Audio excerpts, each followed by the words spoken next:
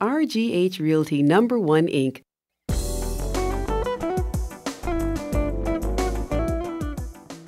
Siddiqui, how do mortgages vary with property types? There's some pretty major differences, specifically with co-ops and condos versus a house. With a co-op and a condo, they have to approve not only the person and make sure the person qualifies for the mortgage, credit, income, all the stuff we already covered. They also have to do the same thing for the condo association or the co-op, or the corporation with the co-op. So sometimes they'll have to fill out a questionnaire, sometimes they may be on a pre-approved list, but it is more difficult, and depending on the financial strength and stability of the co-op or the condo project, they may require a higher down payment. Sometimes there's a higher rate. That doesn't usually come into play, but it is an option.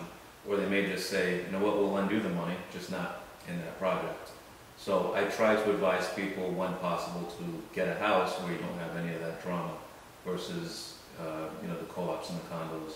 Also, when you go into commercial property or multifamily homes where there are 5 or more apartments, it's no longer regulated by the banking departments and the feds, so it's sort of the Wild West. The banks hold the money themselves, so they make the rules. They require much larger down payments. The appraisals are more intense, more expensive, and it's a much more difficult loan to get when you're doing it that way.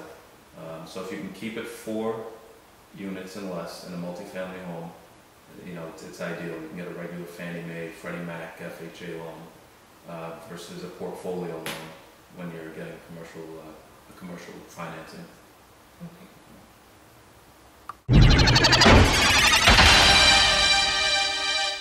How do you finance foreclosures and short sales? It's a great question, Robin. In this market, that's almost everything that's out there nowadays. There's a lot of foreclosures, a lot of short sales.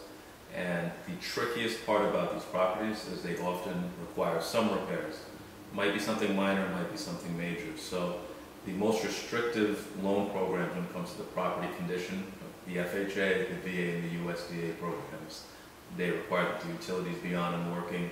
And they're going to check for things like peeling paint, railings going downstairs, relatively minor issues like that. So if you are purchasing a property that needs some repairs and you're getting one of those programs, keep that in mind.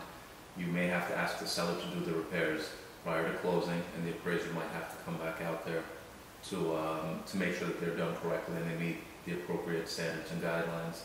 The conventional program is a little more relaxed. The utilities aren't required to be on and working. So that's also a pretty good option.